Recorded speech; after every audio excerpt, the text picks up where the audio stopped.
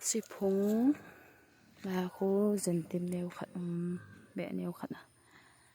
bà na lại là khu tầm hoa giám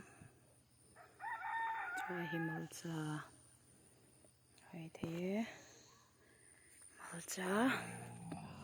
kinh chili English power màu trà hay thế là khu vài anh thụ hâm sâu kri thì đây hâm là khu champra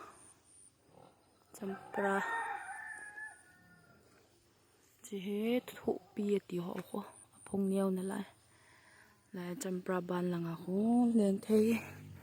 lấy thêm tờ bằng anh nhau thêm mà chả hỏi thế và lên một sale trời mà nào phong á sàn thấy đàn chứ bài là khó bùm khát ông nín là ông hiệp bùm khát ông kết nín tâm rồi tâm tạ lo tổ hành hình tàn kia hòn dùng cái này bị ngoài hen và phải là hành đàn đàn ha là một lề một phúng là ngà nhưng là ngà khổ cô lấy ám kita dính lệ cô lấy bị nhiều khẩn bộ bộ giam sao tê